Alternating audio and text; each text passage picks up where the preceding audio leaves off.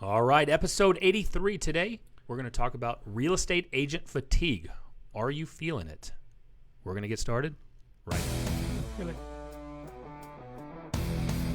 Welcome to the only real estate podcast worth listening to, with your hosts Nick Good, Matt Kelderman, and Brian Force. Combined, they have 26 years of experience and have sold over 1,500 homes. Join them each week as they bring you everything you need to know about real estate. Here's Nick. All right, episode 83, real estate agent fatigue. Are you feeling it? Oh, it was just us. It was playing. Well, I'm going to tell you, why didn't anybody tell us? Yeah, we are right now experiencing that real estate agent fatigue, right? I'm experiencing fatigue with this day. Just Yeah. All right, guys. If this is your first time listening, welcome. And we want you to go over to the only real estate group worth being a part of on Facebook. I'm trying to see where that echo is coming from now. It's me. I got it. So the only real estate group worth being a part of on Facebook. If you are not a part of it, go request access right now. Lots of great sharing going on, lots of great questions.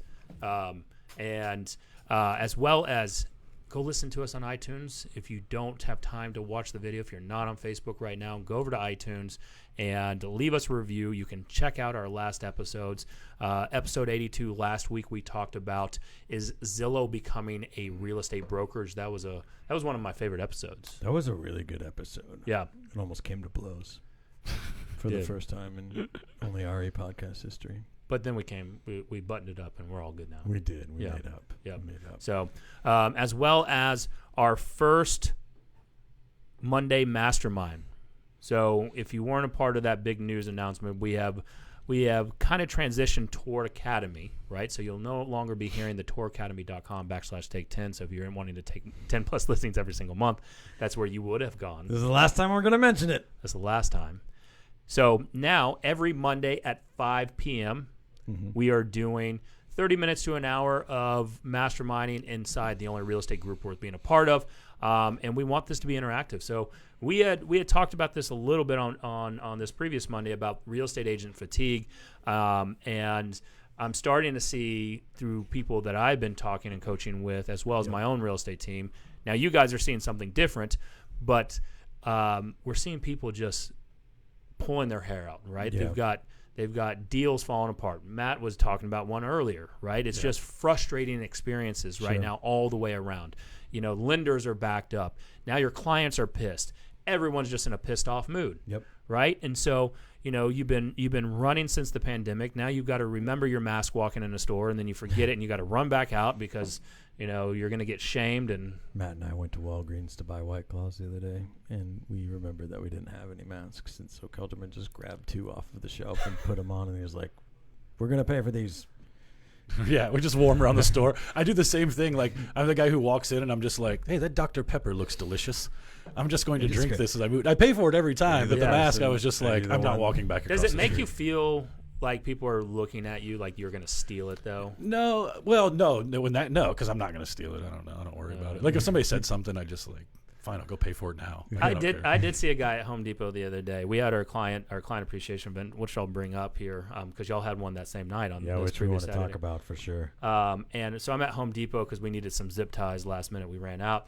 This dude's walking around Home Depot with a hoodie sweatshirt, and anytime he walks by near someone, he didn't have a mask on, but he would pull he'd pull the hoodie sweatshirt over his face just to walk by. Like a vampire. So I've done Yes. this. I've done this bit. I've been in some places like where I've either forgotten it or whatever, and I do feel bad, right? Yeah. Like, and look, this isn't a mask issue. I just choose to wear it Yeah. when I'm around other people, and whatever. 100%. And so, but I have those really cheap disposable ones because I don't like the reusable ones. I want to throw them away after every use. So Yeah. like my mask budget in 2020 is like through the friggin' roof. But those they're so cheap, They break. and the sides of them break off. And so like if you have it break off in the middle of the store, now you're walking around trying to figure out do you hold the mask to your face or do you like hold the string around your ear? Yes. And either way, you look like an idiot. Yeah. I'm keeping that damn mask on.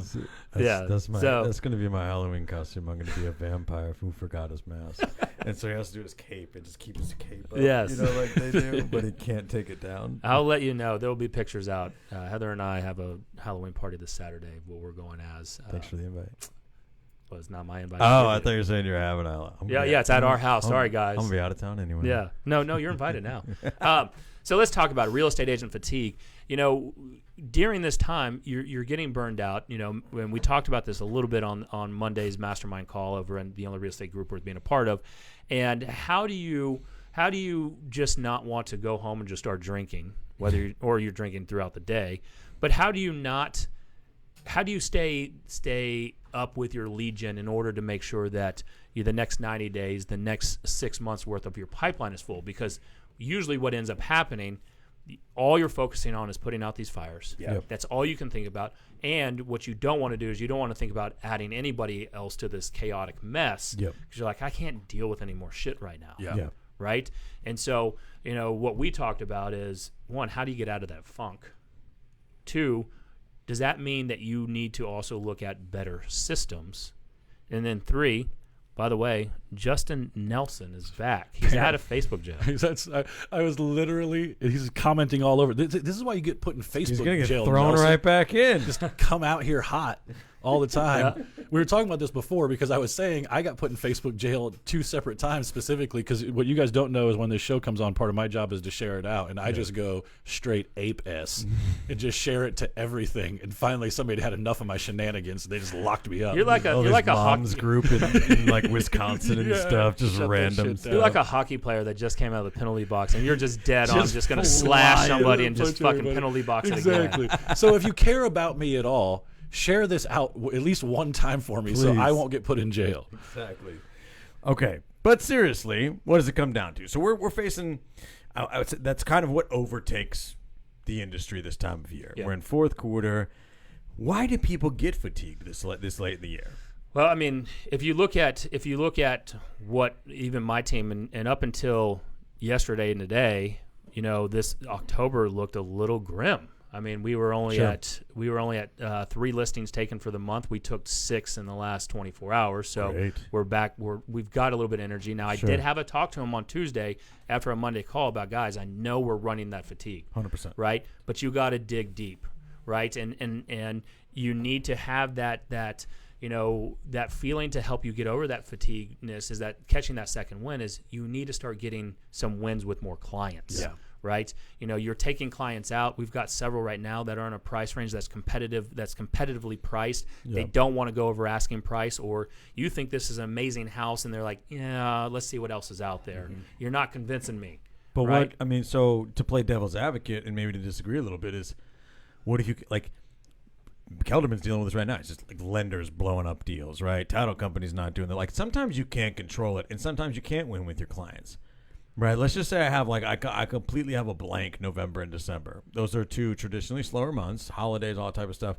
How do I keep from getting fatigued if things are just not clicking for me? Right. Because I like to be accountable to the activities and not the outcome. Right. The outcome will come if you're accountable to the activities. So when we're talking about getting wins with clients, what if those don't come? Right. Like. Well, I think a little bit of it, and it's funny because Aaron Foster just teed this up kind of perfectly. And this is a conversation I had with my preferred lender the other day, who's not one of the ones who's dropping the ball, right? It's usually lenders on the buy side when I'm dealing with listings, or a buyer who has a lender that they came to me with, and whatever. But the biggest disconnect is the requirements that lenders and appraisers are running into do not match up with the demand that the market is requiring to get the freaking house under contract. Yeah.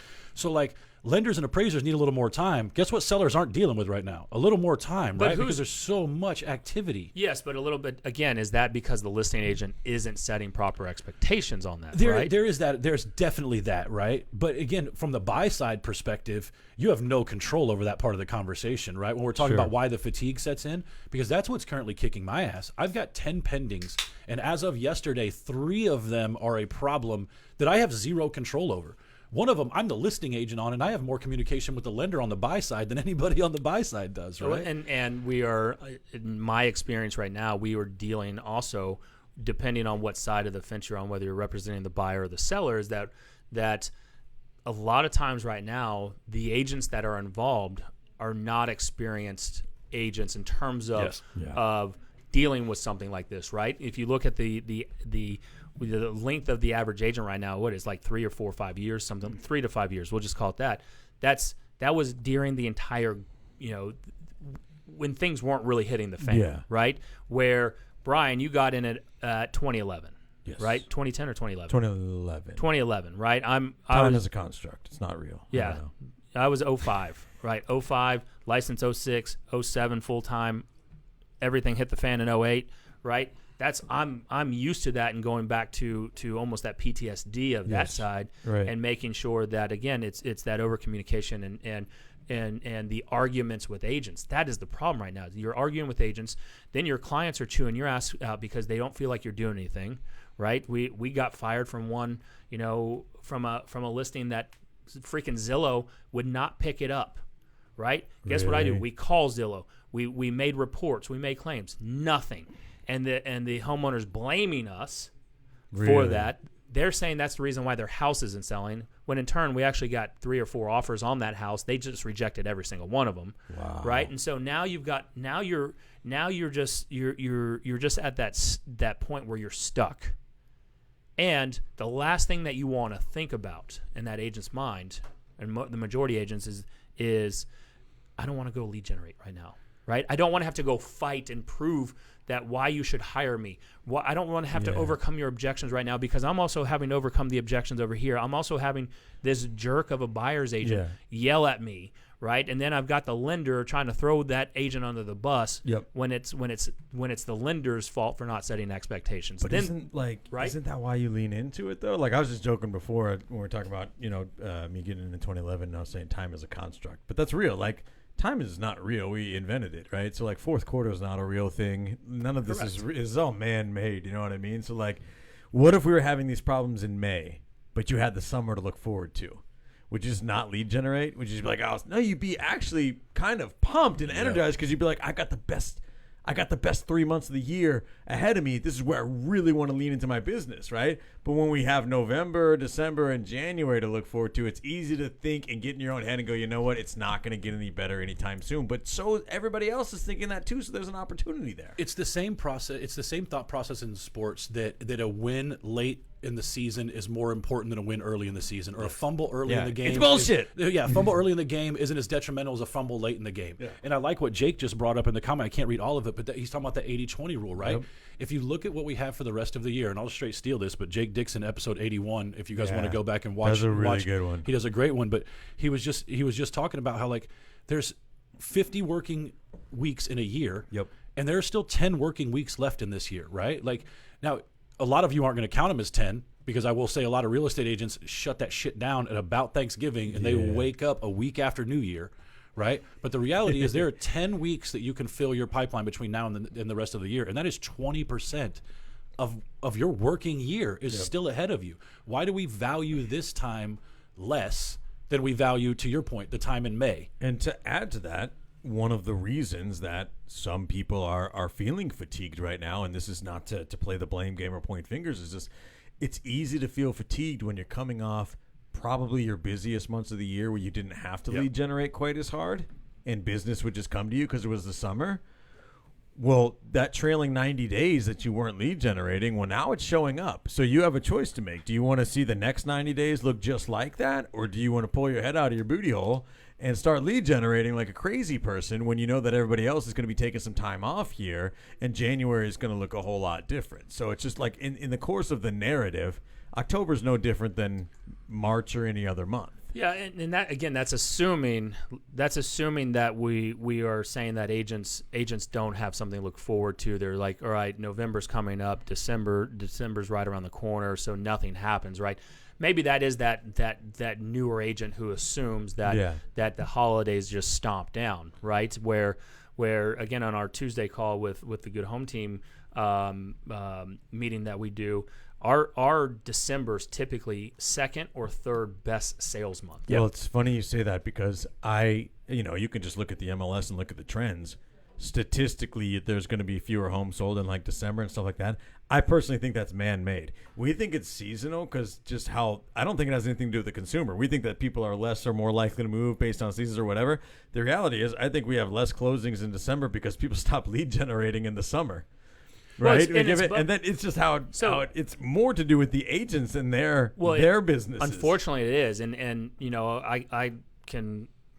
be really, really, really wealthy. The number of times I've heard that, agents are advising people to wait because nothing moves. And I'm like, if your agent told you that, or if that's somebody you're considering hiring, don't go that direction. That's the thing at all. A little bit of that is as real estate agents, that narrative has been created internally we're selling that by good. bad conversations. It's like it's the same thing that we tell. It's like we tell them in the spring, like, go, you should list now. You'll get the most money, right? So you have people who could logically list in February who are like, I'm going to wait until March 1st. Like there's some fictitious change in the clock that's like the day I turned 21, I'm now more responsible to handle alcohol than I was a week before. Like every time you buy a home in December, like some guy's waiting on the other side of the door to punch you in the face. I've always it's the done same thing. I've always done well in the fourth quarter. Sure. I do think, and again, we're talking about typical real estate stuff. I do think some of the fatigue that is set in is very much 2020 related. So let's talk a little bit more about that. And by the way, Christina Smallhorn commented on here that she's like, make videos about real estate so leads just come to you, right? So that's part of what we want to get to, Christina, is these systems. By the way, episode 79, go check her out. Christina Smallhorn, friend of the show. Yes, one of the best episodes when it comes to learning YouTube and understanding that system and model, right? And so let's go back. Let's backtrack a little bit and look into March, right? COVID happens, shelter in place happens. A lot of people trying to figure out what to do. Where our team here, maybe we have something from you tell us we can't go and leave the house. They just start showing up to the office even more, right? They start hitting the phones. They start pounding it even harder. Now we are a cold call prospecting lead generation style team. So our thought process, look, we're gonna, and I think I was on a podcast talking about that. We did not pull back on marketing. We actually doubled it because more people are at home. Right, so they're going to answer the phones. They're going to answer text messages. They're online searching. And during that March time frame, work and people in school and everything else, they weren't doing much of it. Yeah, right. They were trying to figure out up from down. I was trying to figure it out. I remember looking across at Brian when you guys were hammering down. I'd see Elizabeth posting stuff. I'm like, God damn it. Yeah. Right. Like they are going hard right now, I wasn't at all. I grew a terrible beard. We were kind of sinking into it for a while. They're like, I don't mean to like make it super weirdly personal, but like the three of us have not been texting about Call of Duty in months now. No. But there was a time there for about a 6-week span where we were on that shit every night. I got to cancel my subscription because I don't have time for it anymore. Yeah. But we accepted.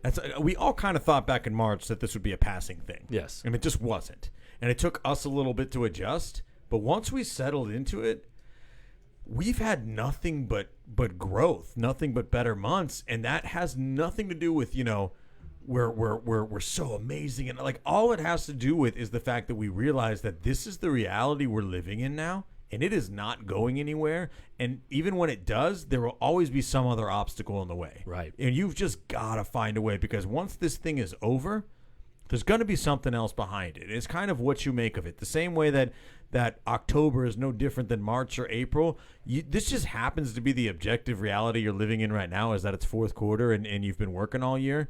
But you can always wake up tomorrow and it be the first day of the new tomorrow, or the first day of your future, right? And I know that sounds kind of cheesy, but that's what really high-level operators think. That's what the people that continue to grow think, is they do a lot of the simple things right. And one of the simple things you can do is stop remembering that it's fourth quarter. Get up and do your shit tomorrow and win tomorrow, and then do it the next day too. And I guarantee you your future's going to look a lot different in 90 days. So while I agree, what I want people to look into on that is, look, there is something, even though you're going to say, time is made up, right? But January is going to be here real fast. Yes. And with January, that is historically, look, people blow their budgets. Yeah. Right? Though that is there's consumer trends. Yes. So with that trend, actually January is typically the most depressing month, because that's when that holiday credit card bill comes in. There's just nothing to look forward to celebrate anymore. Right. So what I have been, look, I've been a little tough on my people and saying, let's in fact, I've got it written down here, where this is the time to dig in and do a little personal development. This is the time to dig in and write down. We talked about this on Monday's call, so the only real estate group worth being a part of.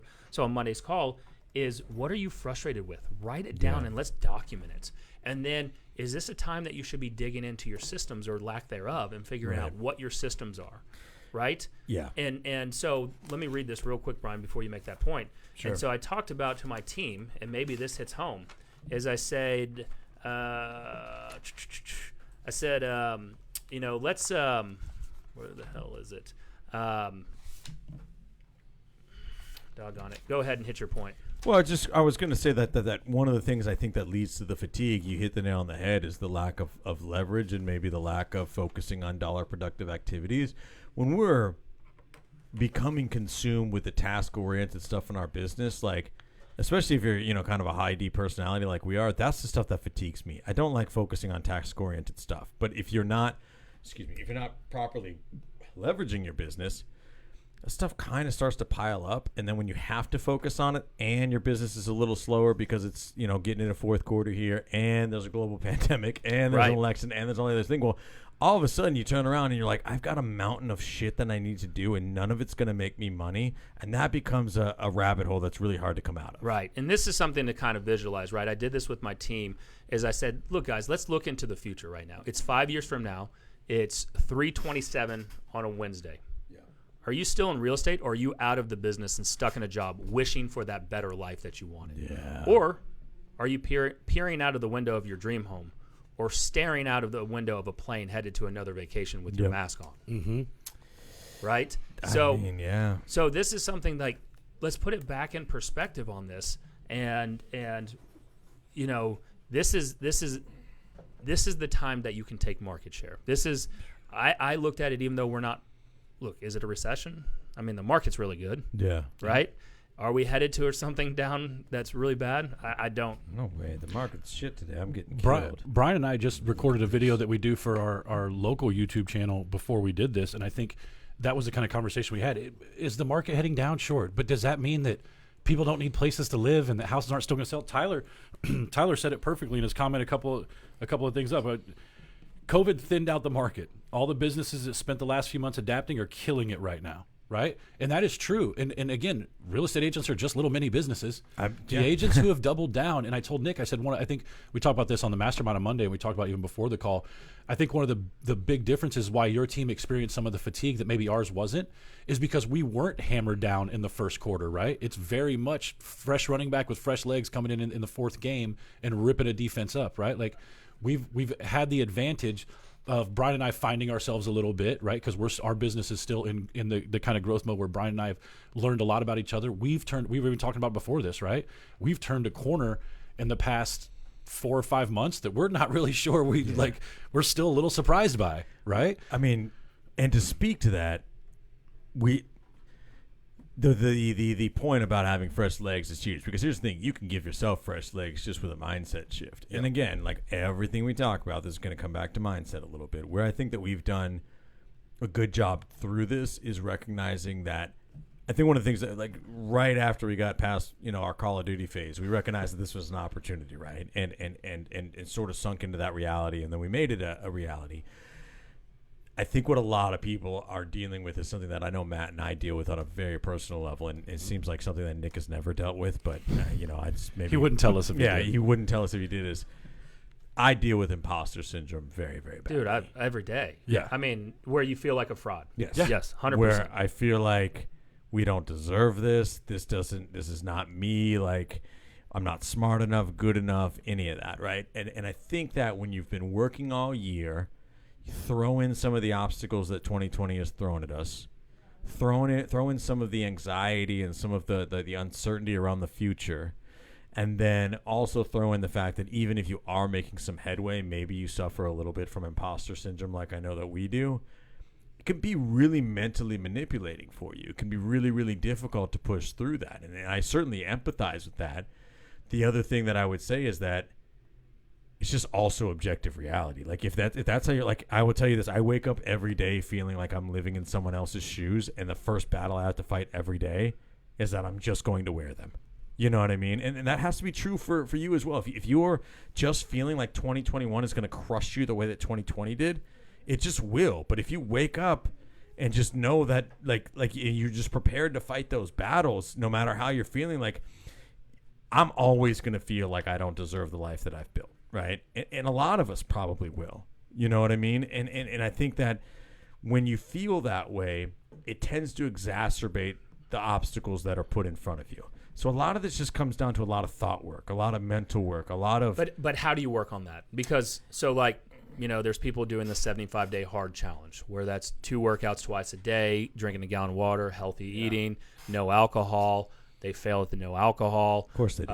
And they're real estate agents. Yeah, right? Exactly, right, and then read 10 pages, right? Look, after Matt's birthday back in February, right? Yep. I stopped drinking. Yep. Now, I've slowly incorporated it back in because I do enjoy it every now and again, but that wouldn't stop me on the 75-day hard. It's how are you implementing, like, I committed to my group of agents doing a Financial Freedom Friday call. And in order for that, I have 200-something plus agents that rely on that now, right? Your team relies on you to be able to bring value and substance, right? So you need to study and pour into yourself, which is, these books that, the Brian Carruthers books, the Logan Stout's, the Grit book, and reading those, those personal development books, once you start opening your mind and buying into it, I thought it was a whole bunch of fucking baloney before. Yeah. And once you start kind of looking at it for what it is and saying, all right, this makes sense, this makes sense, this makes sense, then it starts opening your mind even further, and then you start to embody it. It's what it is, dude, and it's the simplest thing. So focusing on personal growth, making sure you spend time with yourself every day. Things as simple as meditation, right? I mean, I'll tell you that, like, we just have been on this subject, like, we all kind of suffer from imposter syndrome a little bit.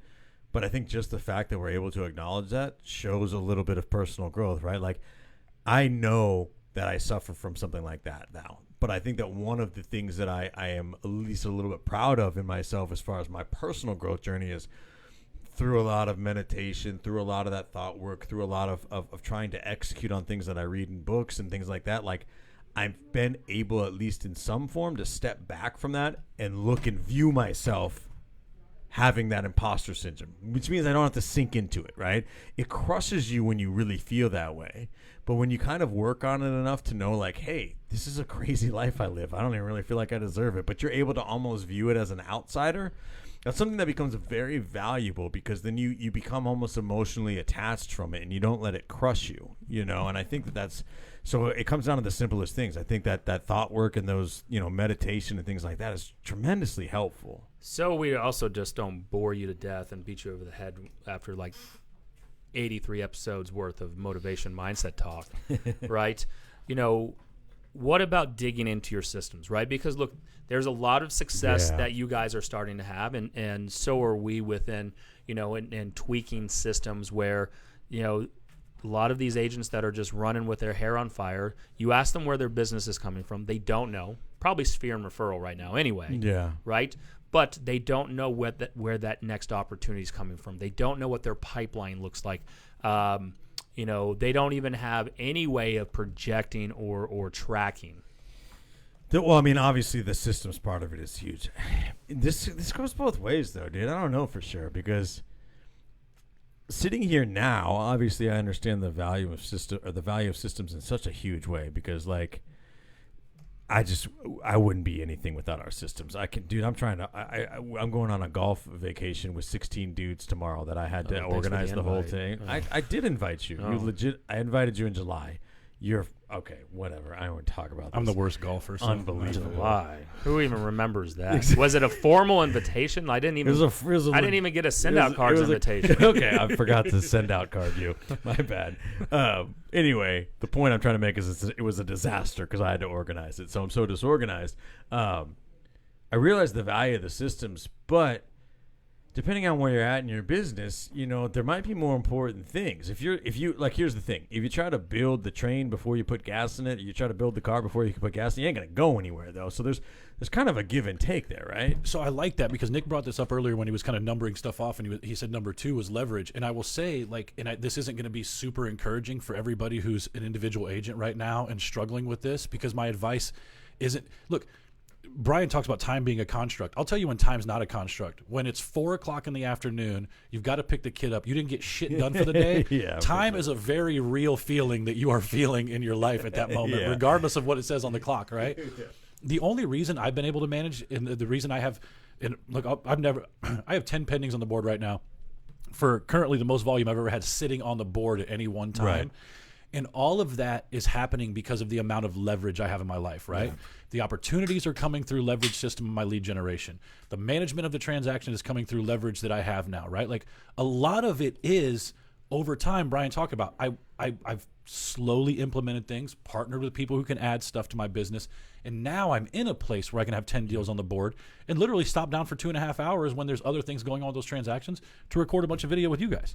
So, I mean, that comes down to understanding you're using VAs in that world, right? So our buddy Justin Nelson, who's out of Facebook Gel, like we're going to beat you down with this stuff because it works. It works. Yep. So until it finally gets through, right? I mean, Chauncey Pham here commented, episode whatever, go back and look at her. I mean, she was our last one in that studio that we were up for? Probably pretty close. Almost. I remember I hugged her pre-COVID. She almost punched me dead in my eye. Yep. She was definitely that. She was an early adopter. But Chauncey is the definition of just she grinds it out. It's all on her plate, all on her back. And she's getting with Justin Nelson right now and learning the VA leverage, because once you get there, look, it's frustrating in the beginning, right? Because you've got to go make the training tools. You got to figure out, well, what am I going to do? Then I just pictured my VA just twiddling their thumbs because I haven't sent them enough things to do, and I'm like, man, I'm paying this. But then I go and look, I'm paying $3.50. Like I just spent $5 on a cup of coffee. That was almost 2 hours worth of what they're worth. What for man hours. Yep. Right. Yeah. And so with that, it's like, guys, get that, even if you don't think you need it, because you can go leverage out attraction-based marketing, right? Yes. And then you want to get standard. Tyler's talking about. Great advice is systems and standard operating procedures. You want to get with that? Get with Jake Dixon. Yeah. Right? Go get his course there, that template he's got. It's 30, 40 pages long. Yeah. And it's legit. It is hands down. I would not be. We don't get anything from it. We would love to, Jake. So if we can work something out, we just made Tour Academy free. We're broke now. I love that Nick's in our friend group because he just isn't afraid to ask. No, always ask. I love it. Right. And so with that, I mean, but it is hands down. I was like, holy smokes, this is one of the best documents I've truly ever seen. Yeah. Detailed. It's got it broken down. Like he's covering every angle. He used to be a Keller Williams productivity coach. The guy knows. He's seen it. Yeah. Right. So then go get that. Now you've got your VA doing the marketing side, so you don't have to go learn it. Because I'm going to tell you right now, I'm going the way that Brian has, because Brian and I kind of work very similar in mindset. I'm building out our Google pay-per-click after that, which I'm going to tell you, Brian, you made it sound like it can be easy. There are some things Google within that dashboard does not make it very user friendly. It's not, but I just like the way those things work, so I understand. I do too, but it's frustrating. Like they could have a better user interface. Oh yeah, it's what like for as powerful as it can be.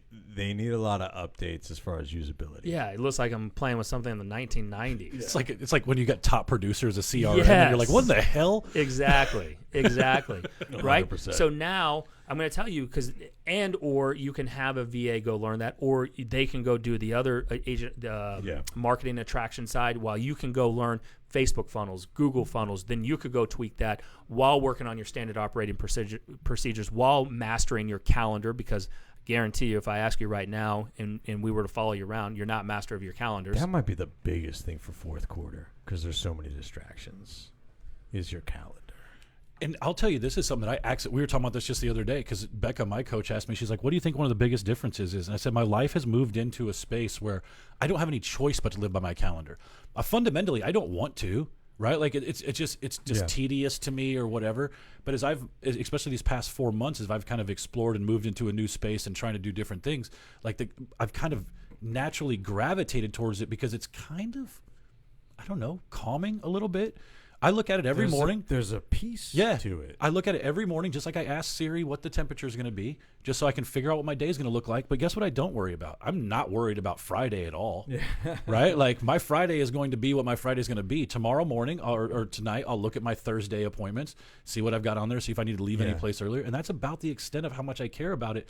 But it's because I'm only doing what's on there also. I think that's like the one thing that I think we do pick up from going to school for what is it? How long do you go to school? 12 years or whatever? It depends on how long you like, fart around with college. Sure. But I mean, like, I have my own personal beliefs about our education system, but our ability to be like, just accept that, like, I'm going to this class at this time. Yeah. If you can kind of embody that a little bit, it's actually a little bit more freeing, because then you Sure. sort of just know when you're going to have your time. You know what I mean? Like, I think I stress less when I stick to my calendar than when I don't, because when I don't stick to my calendar, my mind goes in so many different directions. I'll find myself just wandering around Walmart. Look, we function better with structure, right?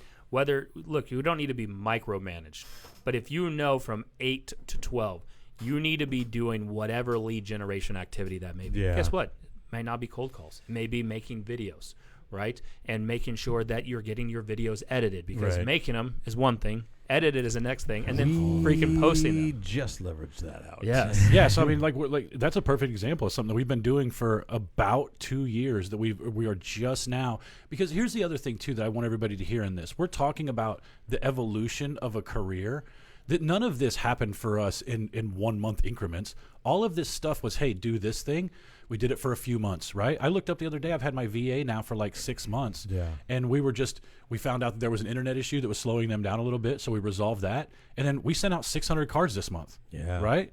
But we've had all the systems to do that for 6 By the way, months. 600 send out cards. So if you want to see how that works, get with Matt, because that is like a multi-level marketing game. on that Sure. one. So, But if you can sit, Nick and I did the math. What was it? 16 cents? 16 cents a card. 16 cents a card with postage and everything. But here's the thing: it's $97 a month for unlimited. So you could theoretically have your VA or multiple VAs. You could blanket a neighborhood if you had them multiple, working on it. Now I don't know. I don't want to say we game the system like that a little bit, But I know Justin Nelson was talking about that. Yeah. But here, look, we're talking about things that cost money, right? And so if I'm on the other end of listening to this, I'm working out and have this in on a run, and I'm like, yeah, but you guys are making money, right? So you want to hack? All right, let's hack this a little bit. Get yourself a virtual assistant. You can't afford $3 or $4 an hour. All right, get with somebody in your office and split it 20 hours a week because you want them full time. Yeah. And all right, 20 hours a week times 4, that's $80. yeah, I mean, it's $80, scalable, 160 right? total, If but you're that's not splitting in it. your budget yet, then you probably don't need to pay them that much, because you probably don't have that much work for them, so you could split it with somebody. You can split it, or you just focus on the marketing, because if you're not making that much, the chances are you don't have enough people coming into your funnels. You're not having enough people coming to your database, and that includes the people that know, like, trust, and love you. Yep. Yep, 100%. Which I think is where you start dropping the ball, right? My sphere has always been the hardest thing for me to stay in contact with, and those are also the ones that hurt the most when they go somewhere else. Yeah. So coming up with systems and figuring out a way to stay in contact with all your leads, but specifically the people that you've already done business with that should be the easiest people to get to return to you, those are the types of things that you need to be leveraging out first, right? We have a tendency, and we've talked about this before, maybe we haven't talked about it for a while, we have a tendency to leverage out the things we don't want to do. Yeah. But I said this on a training call I did with a market center in Alabama today. Like, be really happy that we can't automate ourselves out of the business. You being you and you being able to take good notes. I took a listing for $830,000 and put them under contract today on a $950,000 house. It's a 2-year-old nurture that I was able to reconnect with him, because when we talked 18 months ago, he mentioned they were having a baby. So when I screwed up my follow-up for 6 months, my text message was, "Hey, so-and-so, how are you doing? Matt Kelderman here. Just want to check in and see how everything's going with the baby and see how you guys are doing." It immediately gave me some validity in his life. I knew something personal. It re-sparked the conversation. Yep. And now $1.7 million worth of business will be under contract in 45 days. So let's cool. analyze that really, really fast and easy. You took at least somewhat of a detailed note. Yes. Take good notes. Yep. Because if you went back and like, man, I screwed up on this follow-up. I may not have never called him. Yeah, because you're like, I don't remember what I said. Yep. It's the same thing in our system where I've told our people, stop putting whether this person's a jerk or an asshole. Like, we've got so many, like, Everybody's a jerk sometimes. yes, I'm like, guys, don't put it in there, because even if I see it and I'm making calls just to prove a point, I'm like, all right, I'm prepared for a fight now, because it said this person hung up on me and yelled at me. And I'm like, then I talked to them, they're the nicest person ever. Yeah. Right? They're just having a bad day. Yes. How many times have someone called you at the wrong time, right? And it was somebody who they were following up with you, and you were kind of a jerk because you're trying to drop Luke off at school, Matt, and he's over there not listening. or Luke always listens. What? Bro, he was on one last night. Oh, really? Yes. I've got one right now. We're in the same kind of phase of life with two Yeah. boys right now. Mine you is, and me. Mine is he picked up some quarantine talk. And the teacher, I don't know if Heather's going to be appreciative of me saying this, but the teacher pulls my mother-in-law aside when she was picking him up today, and she's like, "Yeah, we overheard one of the kids telling Asher not to say the F word." And look, I immediately go into defense mode. How did he respond? I don't know. Like Nick now, starts objection handling. yeah, I'm like, I told Heather in our group text, I'm like, how do we know it was the real F word? Yeah. What was it? Was it fund, fart? Part of me hopes that Asher just went, man, fuck that. Dude, I have the exact opposite problem. I'm trying to beef up my guy to be like, don't take S from Paul. Yeah. Paul on the playground. I love Chauncey's. They called a car warranty person a terrorist today. Yeah. So that is the thing is like, and here's the thing, you also have to have fun with it. I'm going to tell you right now, on our team, we our guys are back in the office. They're pounding the phones. There was that fatigue, right? But we also have fun with it. We like to joke around. So a lady was talking to one of our agents about, she was mentioning somehow about the politic game, right? And so our agent just straight up, he was just overhearing it. And he's like, well, who are you going to vote for? Those are my favorite. Just side note, and I'll let you continue. Is like, those are my favorite people that when you're lead generating, they'll just start talking to you about politics. Yes. Like that's why you called them. Yes, Which right. is like, And first of all, they don't know who you're voting for, right? No, they we don't don't know get anything about it. Look, who cares? Like, we're here to talk about selling or buying a house, right? This lady is just so over the top Trump, right?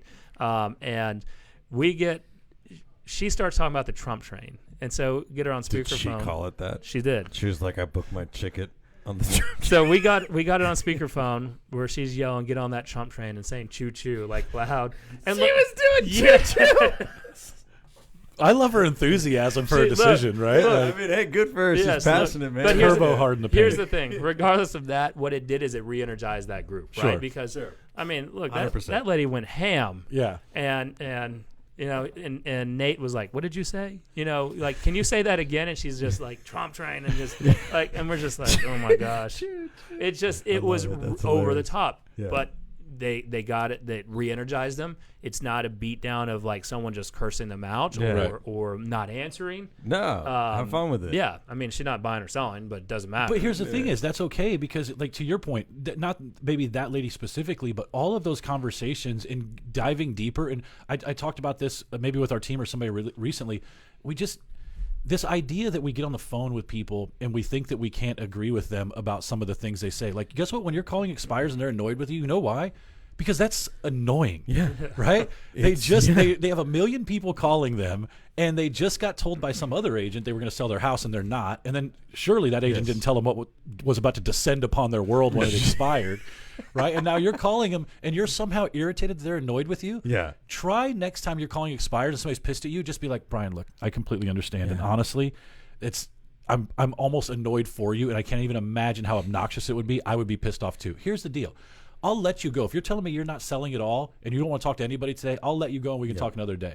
But if you're still interested in selling, would you mind taking a couple of minutes and just talking to me? Yeah, dude. It's right? Like, it's not that hard just to end guess around the what? conversation. You treated them like a real person, Yes. right? Just- Where it's not a transaction type of deal. It's a real person. And that's been the secret in our stuff, even on the expired calls. Look, with that, but But I'm going to tell you, if you can stay and master your calendar, to stay on topic with this, if you can stay and master your calendar and you start to get that momentum pick back up, right? Because, look, we get beat down by deals. We all do. Sure. We get beat down by life. We all do. We get beat down by these other incompetent agents. And you're like literally, are we having the same conversation right now? Are we talking about the same deal right now? Because it seems like we're on two different pages, right?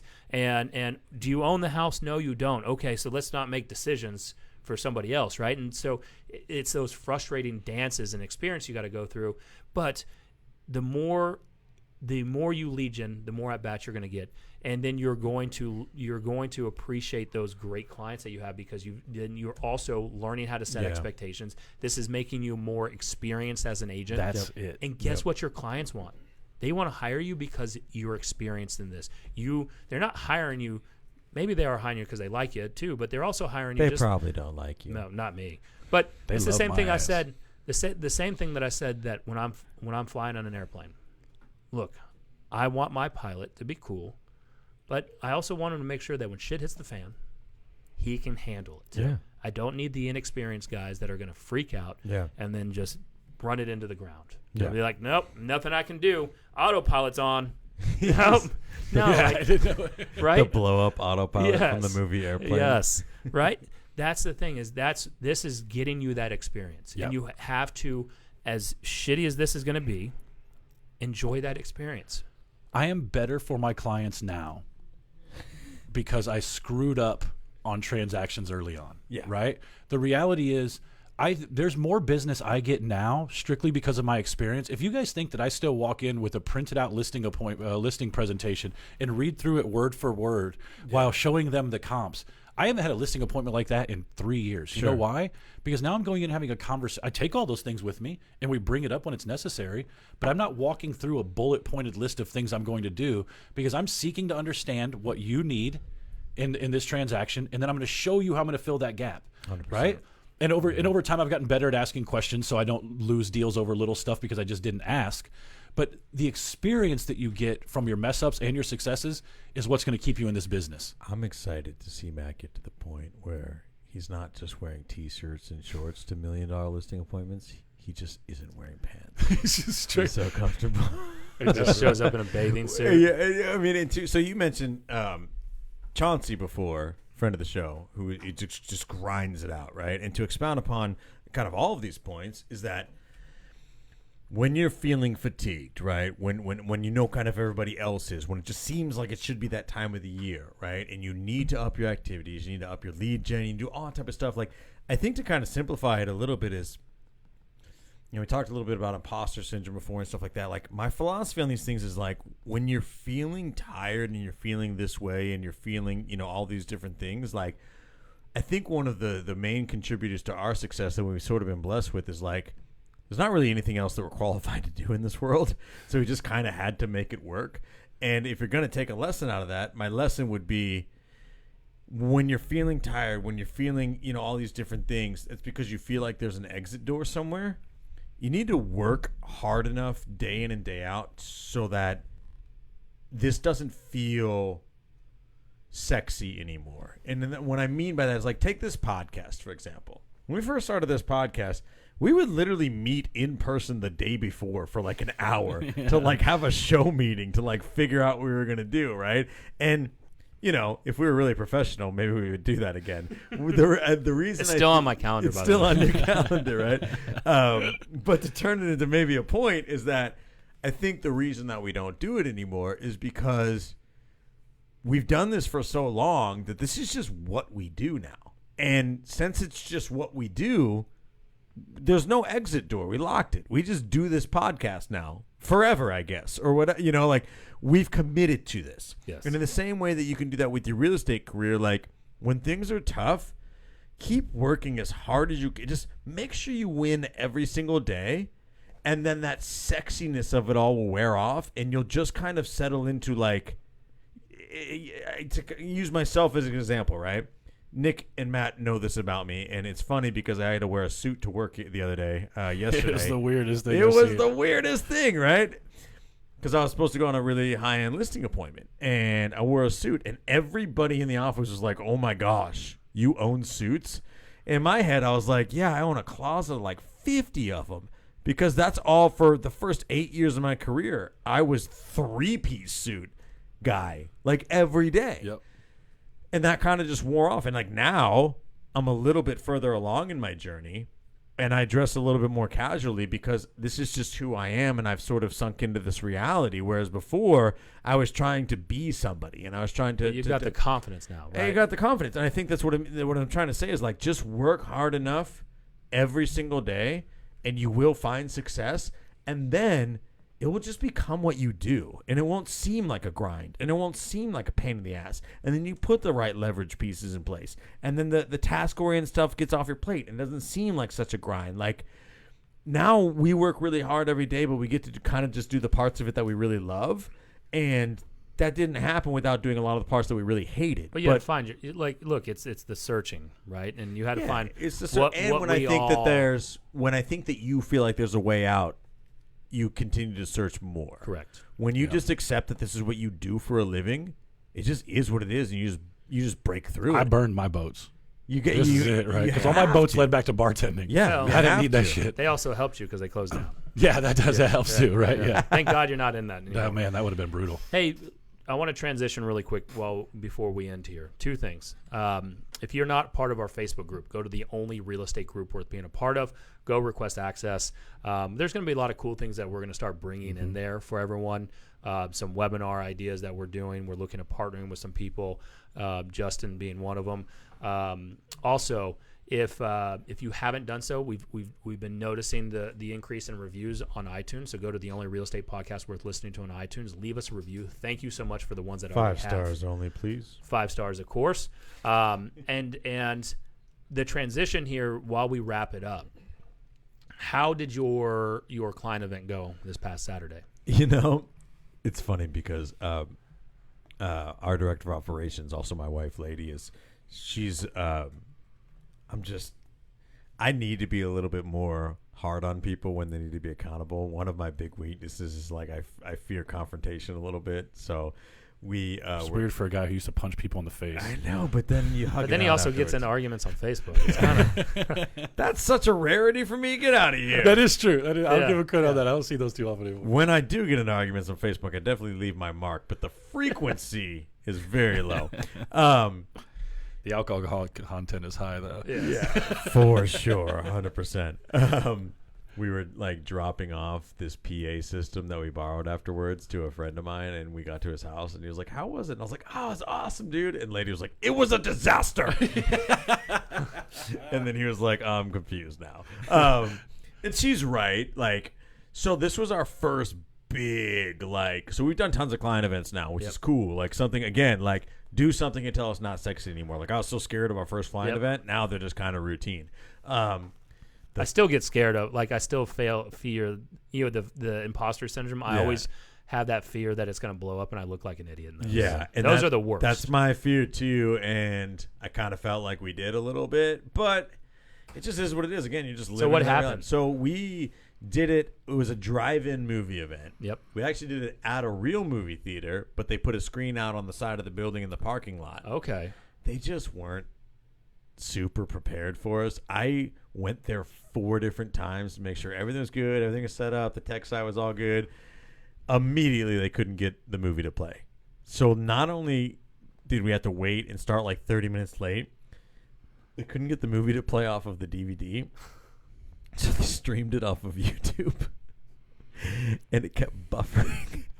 Like every 30 seconds. I could not. Oh, so I want you guys to know a little something. People were leaving. Yes, and I would have been too. Because here's the thing: is I didn't really engage deep on this particular client event, honestly, because I just kind of got busy doing other shit and didn't invite any of my people. But this is the exact type of thing that I'm so glad that this is in Brian's world now, because I could not have handled that. That would have been losing his mind. I would have been so stressed out and uncomfortable for everybody. I would have been one of those people who's like, I'm just going to leave and not say shit. I'm going to tell you a real life story that this would have made you anxiety. I couldn't have handled that. Is after actually I know exactly where it was. It was the 53-minute mark of the movie, because that's what we had to fast forward to. By the time we were 53 minutes in, which took in real time, about an hour and 45 minutes after all the buffering, I finally pulled the dude. I was like, this is BS. This is not working, dude. I was like, what was wrong with the DVD? He's like, well, I opened it up in Windows Media Player, and it says, like, the files wouldn't work. And I almost just tore what's left of my hair out right there, because if you speak tech at all, Windows Media Player is not proper software to run a DVD. So I said, you need to download VLC Player. And then I reminded him, I did confirm with you 4 times that this is going to work. So I just want to lay that little egg there for you. I had him download in the background VLC Player to play the DVD, which, since we were streaming on YouTube on the screen, came up on the bar down there on the screen for everybody to see that we were downloading something. So it was very obvious we were watching somebody's computer screen on the projector. Then, when it finished downloading, he just paused it on YouTube, didn't turn the projector off. He didn't turn the projector off, Nick. He just paused it, minimized the window, installed VLC in front of everybody, and then played the DVD, which is fine. If he had shut the projector down and let me get on the mic and be like, hey, we're going to take a quick 5-minute break. He didn't do any of that. He just did it in front of everybody. It was the most crazy, jank-looking thing in the world. I mean, Harvey just commented, I'm getting anxious just listening to this, right? And I'm picturing myself where I get these sweats, right? And I'm like, and I can actually feel myself getting hot. I'm hearing this for the first time, and I'm embarrassed for 3 days ago. Yeah, like right. But here's the thing: there's also a way to say it, right? So you can sit here and like record a video that says, "Hey, I know where you're going, and I think this is gonna be awesome." Right? This is just like 2020. Yeah. Right. We what had a 2020 client event. What a yes, right? Exactly. 2020 client event. Make it and just say, look, guys, I'm going to be honest with you. Yeah. That was awful, right? But I appreciate you coming out. We love being outdoors with you, and then we're going to do something else, right? And make it up. And by the way, and then I would rip that movie theater and say, I need my money back. Well, yeah, we've already done that, so that's in progress for sure. But here's the thing, and this is getting out of your own way and sinking into the reality a little bit. Is like, look, I was so mad the entire time, and I was kind of hiding it and all that. But the reality is, everybody still, there's people reaching out to me, thanking me for the invite and all that. Like, they recognize the effort put in. Like, it wasn't your fault. It was buffering. Just didn't take it as hard as I did, and it just didn't have any negative effect on our business whatsoever. But here's the thing: the outcome of this is a lot of people would be hesitant to do the next one, right? Yeah. And so, just you line up the next one, do one before the end of the year. Here's the deal. The only thing I learned from this is we need to buy all of our own shit and just do this ourselves. Or make sure that you use a legit outdoor movie theater. But I honestly, that's kind of what inspired. I was like, dude, we get a projector, one of those inflatable screens, and some speakers, and a outdoor movie theater. Bro, we could do a once a month movie series at the park, right? It'd be super cool. I mean, there's a lot of that. Going on. We had our annual pumpkin patch event, where we... Oh, no, Aaron Frost, I forgot to tell you. The movie theater concession stands were open inside, but they were out of popcorn. And not only that, the reason they were out of popcorn is because it got recalled. And they told people that.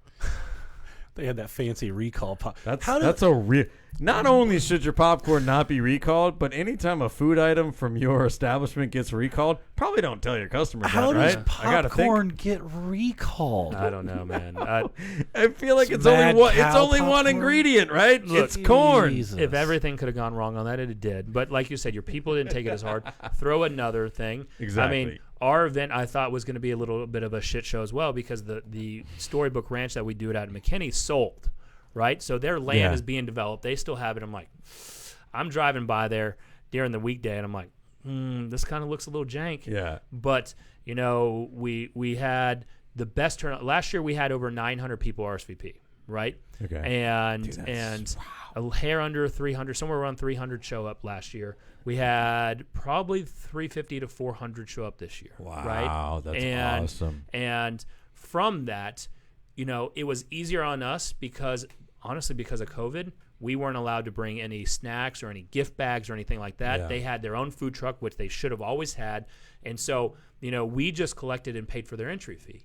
Now, the only complaint was it's outdoors, and I kind of fall in line with this, is that they did have a mask requirement. And that was some of the complaints I got, is how much... Hey, we're outdoors. People didn't like doing it outdoors. People didn't like that they still had to keep their mask on. Yeah. Hey, that's not my policy. It just is what it is. The Pumpkin Patches policy. But what I look at from these community style events, and this is what you should open up to as well, because that's limited, right? You're limited to that drive-in. If you can piggyback onto like the pumpkin patch event, what we started doing is working at, like, you would see people at the mall. Remember back in the mall, be like, hey, we've got a quick survey. We'll pay you $100 if you do this. So I had my agents do that, walking up to people. Are you here for the Good Home Team event? No, I'm not. Well, if you're willing to take a quick survey, we'll cover the cost of entry for you. These pumpkins are about to get free as hell. That's genius. So we added. I've always loved the pumpkin patch. We added 87, somewhere 80 plus people into our database, on top of that was just from there, not from the people that went through Eventbrite that Really? wasn't in our database. With That's awesome, with 5 dude. or 6 immediate ready to go. So those are the thing with it is adding those in there. Something that I want you guys to rip off that we're looking at doing in November is getting with your movie theater. You can rent them out. So we want to They're rent really cheap too right now, right? You Just from what I kind of, heard. yeah. There's two. Ones they're advertising is not what you get. The one Right. you have to go the commercial You mean way. I can't lease a Jaguar for $350 a Yeah. month? So what we're looking at doing for the month of November is the holiday run-up. We're looking at doing six private showings, Okay. right? All holiday themed movies. Okay. We wanted Die Hard in there, but they didn't have that option. They don't have that option? They don't have that option. What? They do have National Lampoon Christmas. So what Okay, we're that's looking a at good one. doing is they're allowing, I think, 50% capacity. So you go and look at the theater size, so you can pretty judge good still, you yeah. can judge your ticket count, and then go to your past clients and say, we're going to do 6 of these throughout the month of November. There's going to be a few kids ones, National Lampoon Christmas. I might have like Elf in there, Yeah. and then make it really, really exclusive because we're only going to have about 40 people maybe in a theater. That's a good thing for us to do, but we'll just only invite the people that came to the drive-in. We'll be like, look, we learned our lesson. Yeah. We guys come inside this got a time. real movie theater this time. I know. So here, I want to give Patrice DeVille a shout out because she's one of the original friends of the show. Dude, popcorn pop buys for all the people who were at the thing. What? And just- I love Just it. like legitimately with some note Oh, apologizing for no man. popcorn or whatever, right? Like that's pretty Oh, good. That's super good. That's why we do this podcast. I is to know. get See, these like, guys, ideas. we don't have all the good ideas. Sometimes you say stuff, we just rip that shit right off. 100%, dude. That's awesome. I love it. That's super cool. All right. All right, boys. I agree, Harvey. Yeah, it's bullshit that there's no Die Hard. So if you agree that Die Hard is actually a Christmas movie and it's a great movie, go over to iTunes and leave us a 5-star review right now, as well as go to the only real estate group worth being a part of on Facebook and join it and request access there. That is awesome. That Yes. is awesome. Thank you guys for joining and hanging with us. Hopefully there was some value in this today. Hopefully this gets you, if you're feeling that agent fatigue, hopefully this energizes you a little bit. Yeah. I love it. Absolutely. This is a great conversation. And you know what, Aaron Foster? Yeah, maybe we did plan this 5 minutes before, but we just talked about it for an hour, so screw you, bro. Actually, it was an hour because I had the text message. Yeah, I have the text message about so what whatever, we're talking about. Aaron. That's just you just. We see- love Aaron. He's a nice guy. Yeah. Actually, And he actually has a real picture as his profile picture for once. He Like the does. entire time I've known him. It's not his face with like freaky eyes on Yeah, I it. didn't know what he looked like before. I knew what he looked like because I went and looked, but his profile picture was always like just some scary face. Right. So, all right, boys. As always. Until next time, Brian, take us out, baby. Thanks for watching the show today. Make sure if you're watching this on Facebook, you head over to our group, the only real estate group worth being a part of, so you can watch the extended conversation. If you're watching this on YouTube, make sure to like, subscribe, and hit that notification bell. And if you listen on the Apple Podcast, leave us a review. We'd really like it. So just do it. Do it. Do that over there. Go to this one. And then go to that one. Thanks.